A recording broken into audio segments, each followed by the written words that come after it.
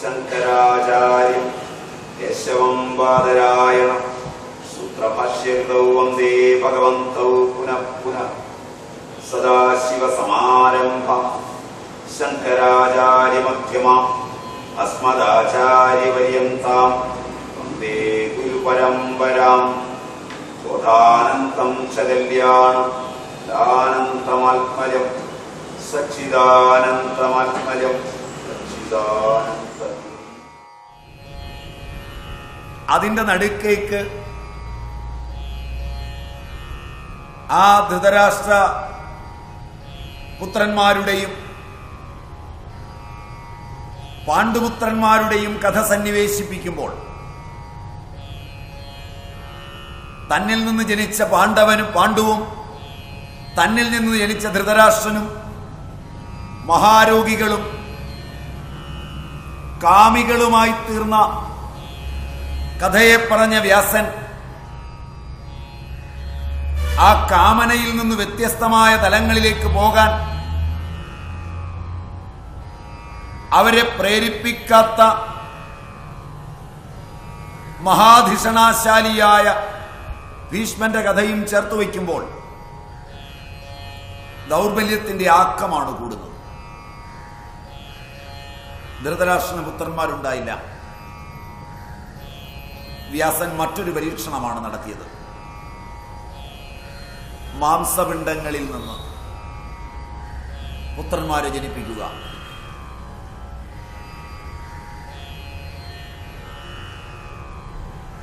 മനസ്സിന്റെ ആവിർഭാവമില്ലാത്ത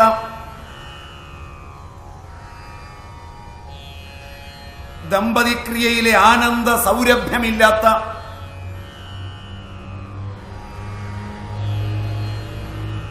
സംയോഗത്തിന്റെ അന്തരിന്ദ്രിയ മണ്ഡലങ്ങൾ സ്പർശിക്കാത്ത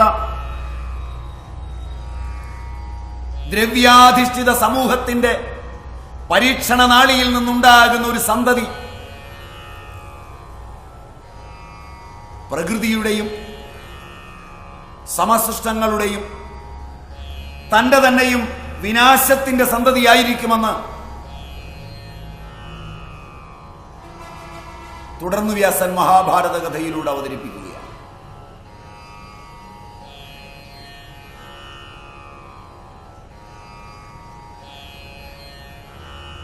ഇത് കൗരവരുടെ കഥ. എത്രത്തോളം മാനസികമായും വാചികമായും സൂക്ഷ്മതലങ്ങളിൽ അവർ യുദ്ധത്തെ ആഗ്രഹിച്ചു, എത്രത്തോളം അത് ഭൗതികമായി രൂപാന്തരപ്പെട്ടു വന്നു.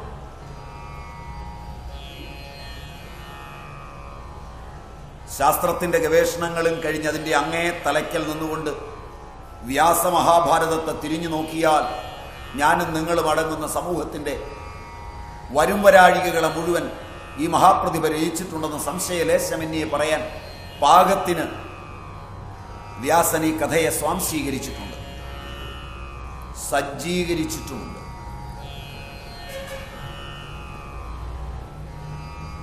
അതാണ് സാമ്പ്രദായികന്മാർ പഠിപ്പിക്കുന്ന രീതി. അല്ലാതെ ഇതിന്നലെ നടന്നൊരു കഥയാണോ, അതിന്റെ രേഖാചിത്രമാണോ, ചരിത്രമാണോ, അതൊന്നും അറിയില്ല. മറിച്ച് ഇന്ന് നിന്ന് നോക്കിയാൽ ആധുനികത ഇന്നും നടത്തിവരുന്ന ദ്രവ്യാധിഷ്ഠിതങ്ങളായ പരീക്ഷണ നിരീക്ഷണങ്ങൾ. ഞാൻ എപ്പോഴും ഈ ദ്രവ്യാധിഷ്ഠിതം എന്ന് പറയുമ്പോൾ നിങ്ങൾക്ക് നല്ലപോലെ മനസ്സിലായോ എന്ന് എനിക്കറിയില്ല. വിശദീകരണം വേണമെങ്കിലാവാം. എന്നൊരൊറ്റ പദം പറഞ്ഞാൽ പോരാ. നല്ലപോലെ നിങ്ങളുടെ ഉള്ളിൽ തട്ടിയില്ലെങ്കിൽ ഞാനത് വിശദീകരിച്ചു തരാം, എനിക്കറിയുന്ന പോലെ. മനസ്സിലായി കാണും. വേണം. നിങ്ങൾ ഏതൊരു ഔഷധം കണ്ടുപിടിക്കാനും ഏതൊരു ഗവേഷണം നടത്താനും ആയിരക്കണക്കിന് ജീവജാലങ്ങളെ കൊന്നൊടുക്കിയാണ് പരീക്ഷിക്കുന്നത്. അതിന്റെ റിസൾട്ടുകളിൽ അവയുടെ എല്ലാം രക്തക്കറയുണ്ട്.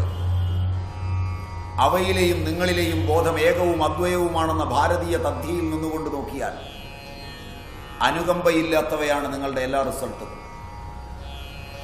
നാരായണ ഗുരുദേവന്റെ അനുകമ്പാദശകവും മറ്റും വെച്ച് പഠിച്ചാൽ നാരായണ ഗുരുദേവൻ മാത്രമാണെന്ന് കഴിഞ്ഞ ക്ലാസ്സിൽ ഞാൻ പറഞ്ഞു.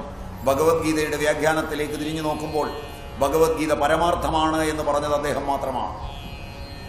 ആധുനിക കാലത്ത് അവിടെ ഉപദേശിച്ചത് യുദ്ധമല്ല, പരമാർത്ഥമുരച്ചു തേർവിടും പൊരുളോ, അങ്ങനെ പറഞ്ഞാൽ ഞാൻ നിർത്തിപ്പോയെന്നാണ് എൻ്റെ ഓർമ്മ. കഴിഞ്ഞ ക്ലാസ് ശരിയാണ്. പരമാർത്ഥമുരച്ചു തേർവിടും പൊരുളോ എന്ന് ചോദിക്കുന്നുണ്ട് അനുകമ്പാദശകത്തിൽ. കൃഷ്ണനെ കുറിച്ചുള്ള ഒരു ശ്ലോകം വേറെയും ഉണ്ടെന്നാണ് എനിക്ക് തോന്നുന്നത്, അത് ഞാനിപ്പോൾ ഓർക്കുന്നില്ല. അതിൽ ഭഗവത്ഗീതയിൽ ഭഗവാൻ ഉരച്ചത് പരമാർത്ഥമാണ്, യുദ്ധമല്ല.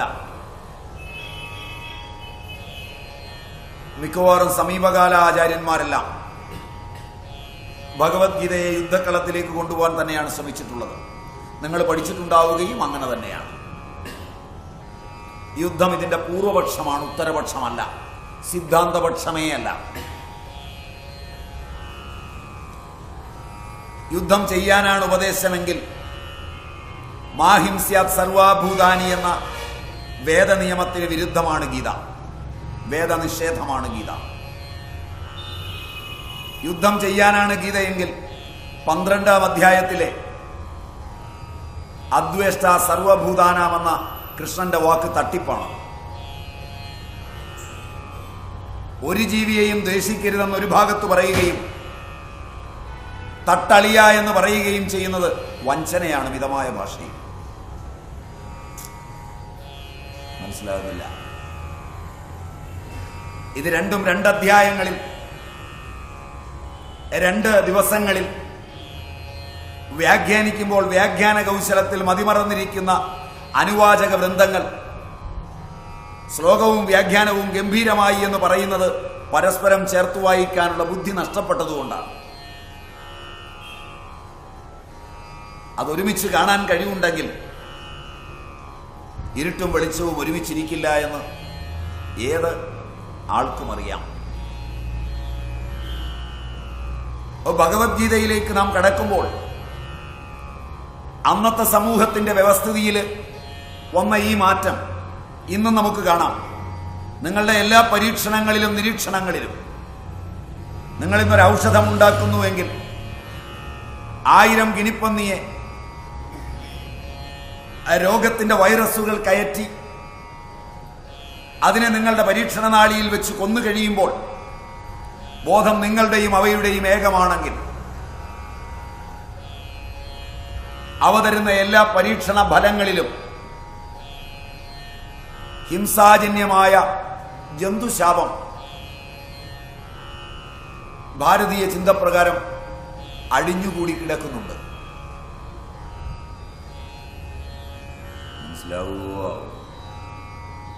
മനസ്സിലാവുക. നിങ്ങൾ കൊന്നൊടുക്കുന്ന എല്ലാ വെള്ളലിയിലും ജയിലിൽ നിന്ന് തെരഞ്ഞെടുക്കുന്ന മനുഷ്യനിലേക്ക് ഇത് പരീക്ഷിക്കുമ്പോൾ മാരകമായ രോഗം വന്ന് ആശ്വാസത്തിനായി കേഴുന്നവനിലേക്ക് പരീക്ഷിക്കുമ്പോൾ ആതുരത്വം സംഭാവന ചെയ്ത് ആരെയൊക്കെയോ രക്ഷിക്കാനുള്ളത് തെരഞ്ഞെടുക്കുമ്പോൾ ആ രക്ഷയ്ക്ക് സങ്കല്പിച്ചുണ്ടാക്കുന്നതിൻ്റെ എല്ലാം പിന്നിൽ ഹിംസയുടെ തീനാമ്പുകൾ ജാജ്വല്യമാനങ്ങളാണ്. ദ്രവ്യസഞ്ചയത്തെ അപഗ്രഥിച്ചു പോകുന്ന എല്ലാ പരീക്ഷണങ്ങളിലും ഈ വസ്തുത കാണാം. ഇവയിൽ നിന്ന് തന്നെ ഫലങ്ങൾ ഉണ്ടാകുന്നതാകട്ടെ ശാസ്ത്രജ്ഞന്റെ ഒരു നിമിഷത്തെ മാനസിക ഭാവങ്ങളിൽ നിന്നാണ്, പരീക്ഷണത്തിൽ നിന്നല്ല. പരീക്ഷണങ്ങൾ ചെലവുകളുടെ കണക്കെഴുതുന്നതിനും പരീക്ഷണങ്ങൾ ഫലം ജനത്തിന് വിൽക്കുമ്പോൾ കാശ് വാങ്ങുന്നതിനും പരീക്ഷണങ്ങൾ ഒട്ടേറെ കഷ്ടപ്പാടുകളുടെ കഥ ലോകത്തോട് പറയുന്നതിനും അതിൻ്റെ തീസിസുകൾ എഴുതിയുണ്ടാക്കുന്നതിനും വേണ്ടി മാത്രമാണ്. സംഭവം പരീക്ഷണ നാളിയിൽ നിന്നല്ല, പരീക്ഷിക്കുന്നവന്റെ അന്തർഗതത്തിൽ നിന്ന്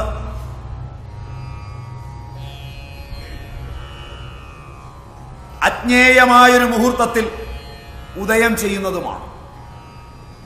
അത് കവിതയാകട്ടെ, കലയാകട്ടെ, ശാസ്ത്രമാകട്ടെ അവന്റെ ഈശ്വരാഭിമുഖമായ ഒരു മുഹൂർത്തത്തിന്റെ അനവദ്യസുന്ദരമായ സംഭാവനയാണ്.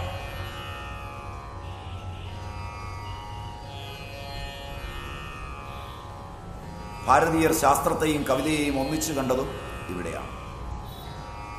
മനുഷ്യ മനസ്സ് ജഗദീശ ഉത്സംഗത്തിലേക്ക് ഉയരുകയും സമസ്ത ചരാചരങ്ങളും ഏകവും അവ്യയവുമായ താനാണെന്ന് തോന്നുകയും അനുകമ്പ കൊണ്ട് അകം നിറയുകയും ചെയ്യുമ്പോൾ അവന്റെ പിണ്ടാണ്ടത്തിൽ നിന്ന്, അന്തർഗതത്തിൽ നിന്നാണ് ശാസ്ത്രവും കവിതയുമെല്ലാം ഒരു പരീക്ഷണനാളിയുടെയും സഹായമില്ലാതെ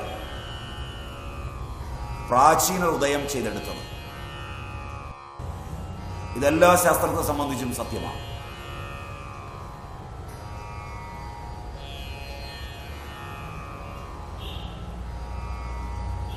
കാരണം ദ്രവ്യാധിഷ്ഠിതമാണ് matter based economy, matter based considerations and matter based life.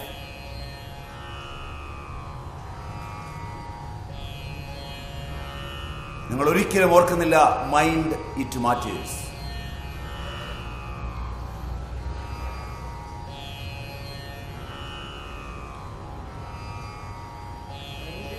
It matters. മനസ്സാണ് ദ്രവ്യം.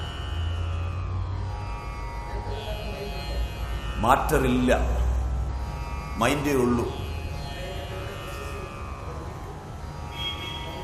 എല്ലായിടത്തും ഇതിലും മനസ്സേ നിൽക്കുള്ളൂ. ഈ സാധനത്തിന് നിലനിൽപ്പില്ല. നിങ്ങൾ കാണുന്ന സകല ദ്രവ്യത്തിലും നിങ്ങളുടെ മനസ്സേ ഉള്ളൂ, ദ്രവ്യമില്ല.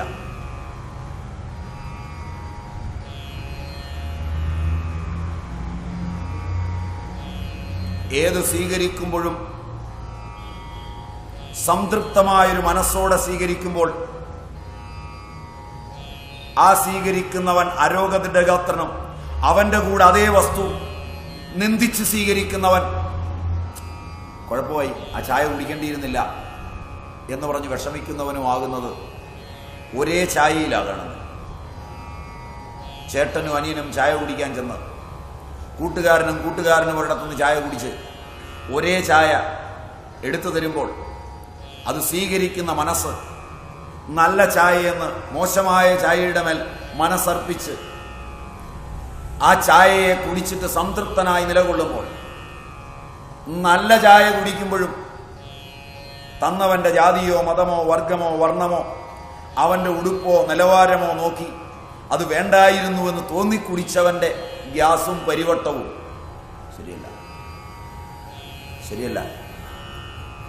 ശരിയല്ല. ഉദാഹരണങ്ങളൊക്കെ പോരാ. മാറ്റം ഒന്നല്ലേ? എന്തേ വ്യതിയാനം?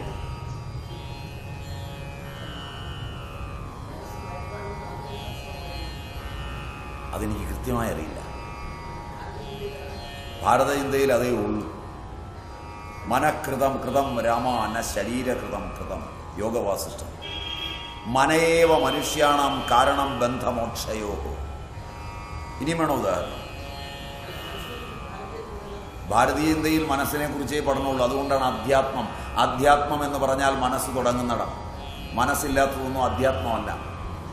അതുകൊണ്ട് ഭഗവത്ഗീതയുടെ പൂർവപക്ഷത്തിലെ വ്യാസൻ കൊണ്ടുവരുന്നത് ദ്രവ്യചിന്തനത്തെയാണ്, ദ്രവ്യത്തെയാണ്.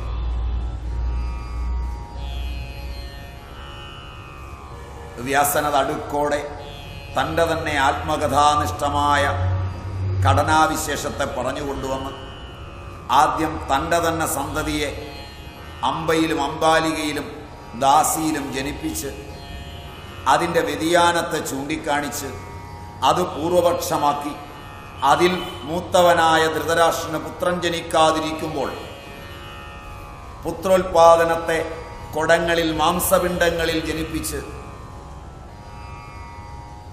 ആ മാംസപിണ്ഡത്തിൽ നിന്നുള്ള സന്തതി പരമ്പരകൾ ഹിംസയുടെ തേവാഴ്ചയ്ക്ക് ആഗ്രഹിക്കുമ്പോൾ,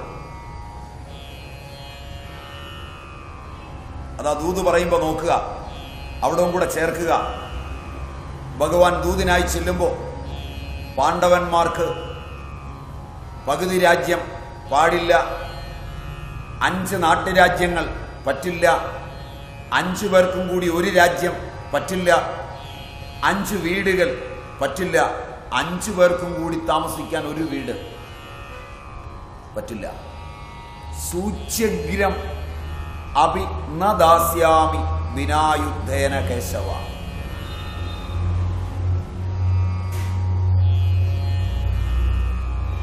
ഈ വികാസമാണ് വ്യാസന്റെ പുത്രന്മാരിൽ തുടങ്ങി കൗരവരിൽ എത്തി നിൽക്കുമ്പോൾ നാം കാണുന്ന പൂർവപക്ഷം. നടുക്കോടെ ചിന്തിക്കുക. മാനവ സ്നേഹം വിനാശകരമായ ഒരു യുദ്ധത്തിലേക്ക് ദ്രവ്യാധിഷ്ഠിതമായി വളരുന്ന പന്ഥാവ് പൂർണ്ണമായി കാണിച്ചു തരുമ്പോൾ ആധുനിക മനുഷ്യന്റെ അറിവും ദ്രവ്യാധിഷ്ഠിതമായി വളർന്ന് രാജ്യങ്ങൾ തമ്മിലുള്ള യുദ്ധങ്ങളിൽ, കുടുംബങ്ങൾ തമ്മിലുള്ള യുദ്ധങ്ങളിൽ, സമുദായങ്ങൾ തമ്മിലുള്ള യുദ്ധങ്ങളിൽ, സഹോദരങ്ങൾ തമ്മിലുള്ള യുദ്ധങ്ങളിൽ ദ്രവ്യാധിഷ്ഠിതമായി ഇന്ന് വികസിച്ചിട്ടുണ്ടോ?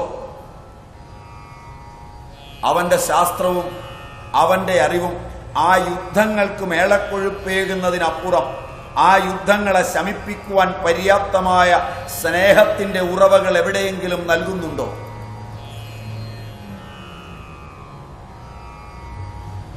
അത് ചിന്തിച്ചിട്ട് മതിയല്ലോ ബാക്കിയിലേക്ക് പോവാൻ.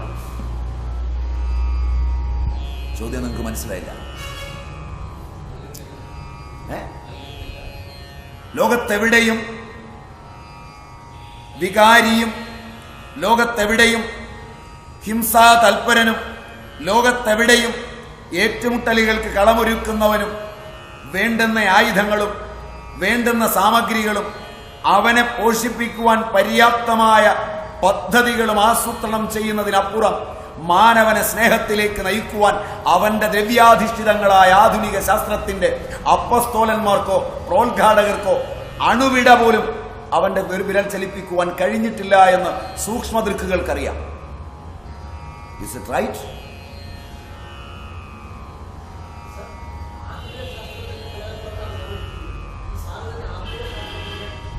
അതിലിരുന്നു കൊണ്ട് തന്നെയാണ് ഈ പറഞ്ഞത്. ആ കണ്ണടയതെ, ഈ സാധനങ്ങളും അതെ, ഇതൊക്കെ ആധുനിക ശാസ്ത്രത്തിന്റെ അല്ല, അത് സ്നേഹത്തിന്റെ സംഭാവനയാണ്. അത് രണ്ടും രണ്ടാണ്. അവിടെയാണ് നിങ്ങൾ തെറ്റിദ്ധരിക്കുന്നത്. നിങ്ങളിരിക്കുന്ന കസേര ആധുനിക ശാസ്ത്രത്തിന്റെ സംഭാവനയല്ല, അത് സ്നേഹത്തിന്റെ സംഭാവനയാണ്. ശാസ്ത്രം ഏറ്റവും കൂടുതൽ സംഭാവന ചെയ്ത വസ്തുക്കൾ ഏതൊക്കെയാണെന്ന് നോക്കിയാൽ അത് നിങ്ങളും ഞാനും ഉപയോഗിക്കുന്നുണ്ടെങ്കിൽ പോലും ഉപയോഗിക്കുന്നു എന്നുള്ളത് കൊണ്ട്, ഞാനും നാളെ തോക്കെടുത്ത് ഉപയോഗിച്ചാൽ ആ തോക്ക് ഉപയോഗിക്കുന്നത് കൊണ്ട് ആ ഉപയോഗിച്ചുകൊണ്ട് പറയരുതെന്ന് അർത്ഥമില്ല. അതിൻ്റെ ഉപയോഗം ഇന്നതാണെന്ന് അപ്പോഴും പറയാം. സത്യം സത്യമാണ്. മനസ്സിലായില്ല? ഞാൻ ഉപയോഗിക്കുന്ന തോക്കാണ്, അത് ആധുനിക ശാസ്ത്രത്തിൻ്റെയാണ്. നിങ്ങളുടെ നെഞ്ചിലേക്ക് നിറയൊഴിക്കാനാണ് ഉപയോഗിക്കുന്നത്. അതുകൊണ്ട് എനിക്കത് നെഞ്ചിലേക്ക് നിറയൊഴിക്കാനും ഹിംസയ്ക്കുമല്ല ഉപയോഗിക്കുന്നതെന്ന് വ്യാഖ്യാനിക്കേണ്ട ആവശ്യം വരുന്നില്ല. അത് നെഞ്ചിലേക്ക് നിറയൊഴിക്കാൻ തന്നെ ഉപയോഗിക്കുന്നതാണ്. ഞാൻ ഉപയോഗിച്ചാലോ? അങ്ങനൊന്ന് പഠിച്ചു നോക്കൂ.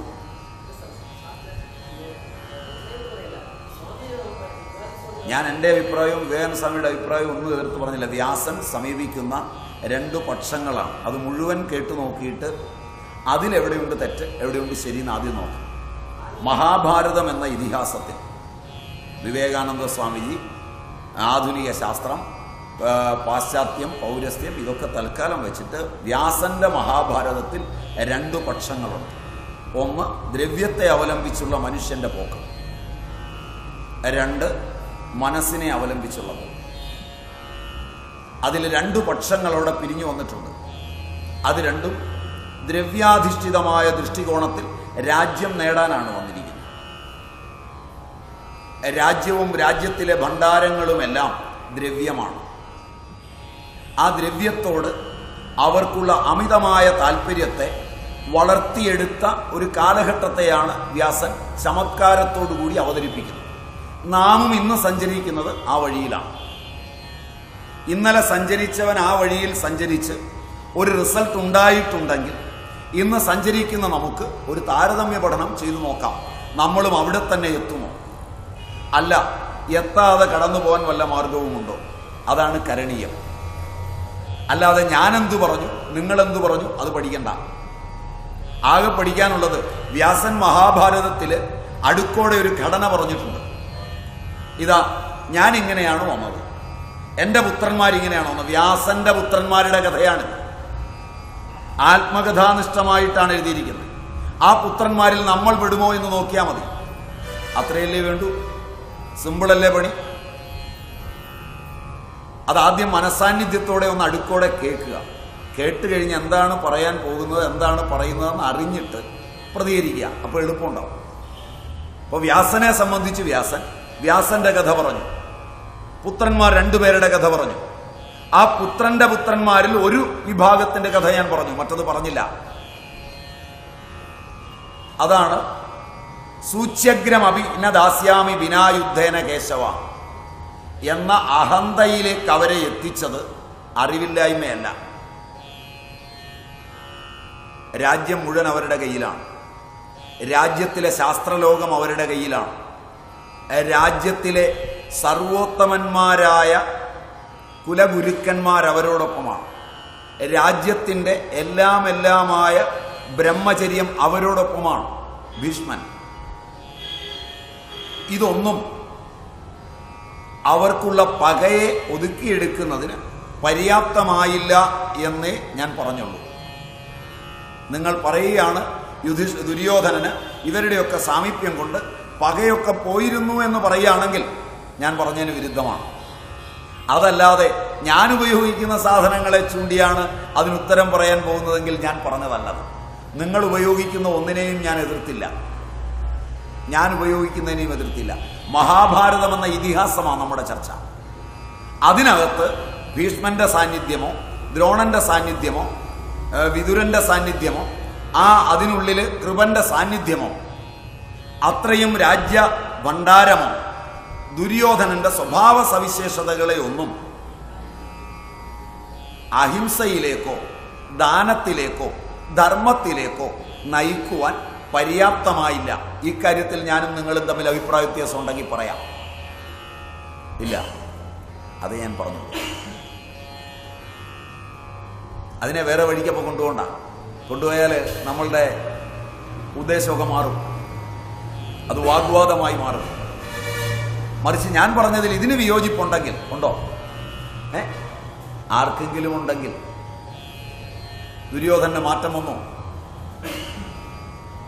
ഇല്ല. ഇനി നമുക്ക് അപ്പുറം നോക്കാം. പാണ്ഡുവിന്റെ പുത്രന്മാർ, പാണ്ഡുവിന്റെ അല്ല, കുന്തിക്ക് ദുർവാസസിനെ സംരക്ഷിച്ചതിന്റെ പേരിൽ, ദുർവാസസിനെ പരിചരിച്ചതിന്റെ പേരിൽ ലഭിച്ച മന്ത്രങ്ങളിൽ നിന്ന് 5 മന്ത്രങ്ങളാണ് കൊടുത്തിരുന്നത്. ദുർവാസാവ് മന്ത്രം കൊടുത്ത ഉടനെ തന്നെ കന്യകയായ കുന്തി പരീക്ഷിച്ചതിന്റെ ഫലമായിരുന്നു കർണൻ. ആ കർണൻ ഇന്ന് ദുര്യോധനന്റെ കൂടെയാണ്. രണ്ടാമത് മന്ത്രം പരീക്ഷിച്ചത് വനത്തിൽ വെച്ചാണ്.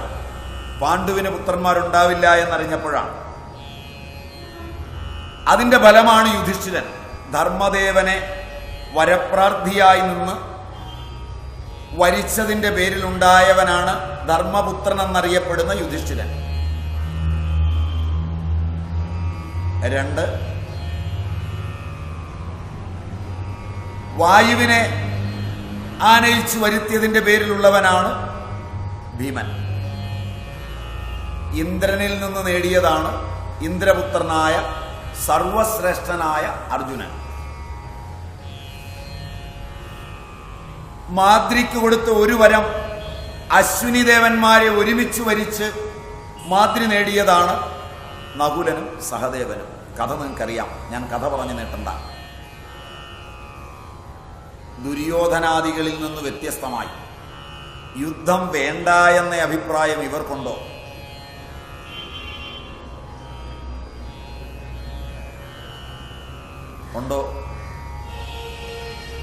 ഉണ്ടോ? മഹാഭാരതം അങ്ങനെയല്ല പറയുന്നത്.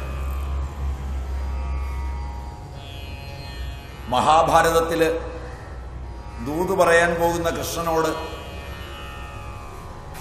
ഭീമനും അർജുനനും പാഞ്ചാലിയും പറയുന്നുണ്ട്, യുദ്ധം അനിവാര്യമാണ്.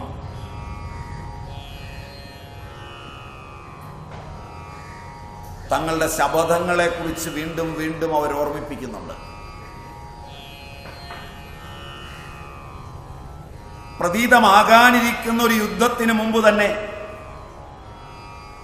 യുദ്ധത്തിന്റെ ആഗമനവും യുദ്ധത്തിൽ എങ്ങനെയാണ് കൊല്ലേണ്ടതെന്നും ആഗ്രഹിച്ച മനസ്സുകളാണ് പാണ്ഡവന്മാരിൽ.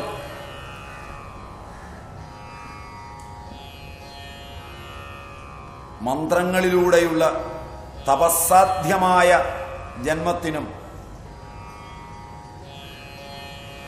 അഹിംസയുടെ ലാളനയുണ്ടെന്ന് പറയാനാവുമോ?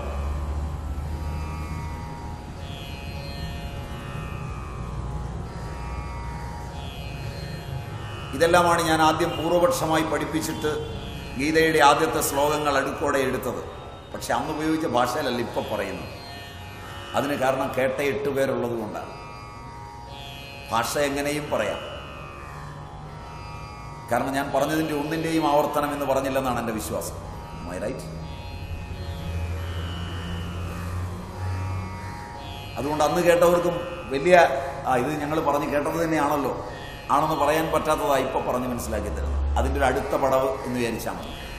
ശരിയാണ് ഞാൻ പറയുന്നത്. ഇപ്പൊ 2 പക്ഷങ്ങളെയും അണിനിരത്തുമ്പോൾ 2 പക്ഷങ്ങളില്ല യുദ്ധക്കളത്തിൽ. ഒരു പക്ഷമേ ഉള്ളൂ. യുദ്ധം ചെയ്യണം, രാജ്യം നേടണം, എതിരാളിയെ ഇല്ലാതാക്കണം. ഇത് രണ്ടും ഒരു പക്ഷമാണ്. രണ്ടിന്റെയും നിയാമകത്വം ഹിംസയിലും ദ്രവ്യത്തിലും അധിഷ്ഠിതമാണ്.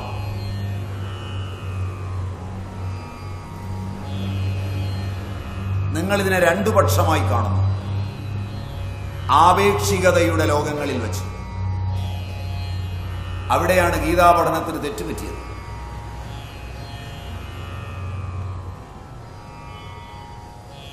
രണ്ടു പക്ഷത്തിന്റെയും അന്തസ്ഥ തലങ്ങൾ അപഗ്രഥിച്ചാൽ പാണ്ഡവരെന്നോ കൗരവരെന്നോ മാറ്റിപ്പറയാതെ രാജ്യവും രാജ്യാവകാശവും രാജസ്ഥാനവും അതിലെ സൗഭാഗ്യങ്ങളും വേണമെന്നാണ്. അതിന് നേരിട്ട് കള്ളം പറയുന്നവർ, നേരിട്ട് ഹിംസിക്കുന്നവർ, നേരിട്ടല്ലാതെ കള്ളം പറയുന്നവർ, നേരിട്ടല്ലാതെ ഹിംസിക്കുന്നവർ എന്നതിനെ രണ്ടായി എടുക്കാം. അതിൽ ധർമ്മമുണ്ടെന്നിന് നിങ്ങൾക്ക് സംശയിക്കാവുന്ന ഒരേ ഒരാൾ യുധിഷ്ഠിരൻ മാത്രമാണ്. അതും വ്യാസൻ നിങ്ങളുടെ മുമ്പിൽ പൊളിച്ചു കയ്യിൽ തരുന്നുണ്ട്. ഭീഷ്മ പിതാമഹൻ ശരശയ്യയിൽ വീണ് കഴിഞ്ഞ് ആരെയാണ് ഇനി നേതാവാക്കേണ്ടതെന്ന് ദുര്യോധനൻ ആലോചിച്ചു. പിന്നെ ദുര്യോധനൻ ഏറ്റവും ഇഷ്ടം കർണനെയാണ്. ഭീഷ്മര് വീണാലേ താൻ ആയുധമെടുക്കുമെന്ന് അയാൾ ശപഥം ചെയ്തിരുന്നു. ഒരേ പക്ഷത്താണെങ്കിലും ഈ വൈരാഗ്യങ്ങളൊക്കെ ഉണ്ട്. വീണ് കഴിഞ്ഞ ഭീഷ്മനെ കാണാൻ അയാൾ പോകുന്നുമുണ്ട്. ഒക്കെ നിങ്ങൾ മഹാഭാരതത്തിൽ വായിച്ചിട്ടുണ്ടാകാവുന്ന കഥയാണ്. നീ വന്നില്ലായിരുന്നെങ്കിൽ നിനക്ക് ശ്രേയസ് ഉണ്ടാകാതെ പോകുമായിരുന്നു എന്ന് ഭീഷ്മൻ നേരിട്ട് പറയുന്നുമുണ്ട്. നിന്നെ ഞാൻ കുന്തിപുത്രൻ രാധേയൻ എന്ന് വിളിച്ച്, സൂതപുത്രൻ എന്ന് വിളിച്ച് ഒരുപാട് തേജോവധം ചെയ്തിട്ടുണ്ട്. നീ കൗന്ദേയനാണ്. നീ കുന്തിപക്ഷത്ത് ചേർന്ന് ഈ യുദ്ധം ഇല്ലാതാക്കണം. പാപനോട് ചേർന്ന ശുഭൻ പാപൻ തന്നെയാണെന്ന് എനിക്കറിയാം പിതാമഹ. ഞാൻ കുന്തിപുത്രനാണെന്നും എനിക്കറിയാം. പക്ഷെ ദുര്യോധനന്റെ ഉപ്പും ചോറും തിന്ന ഞാൻ അങ്ങ് നിലകൊണ്ടതുപോലെ തന്നെ ദുര്യോധന പക്ഷത്തെ നിലകൊള്ളൂ എന്ന് പറയുന്നുമുണ്ട്. ഇതെല്ലാം കഴിഞ്ഞ് കർണനെ വിളിച്ച് കർണനെ പറയാനാണോ? അത് അതിൻ്റെ ഇടയ്ക്കൊണ്ട് കൊടുത്താൽ പോരെ. ചായ കുടിച്ചുകൊണ്ട് കേൾക്കരുത്, കുഴപ്പമുണ്ടോ? അതോ അതിനൊരു സമയം കളയണോ? സമയം കളയേണ്ടതില്ലല്ലോ.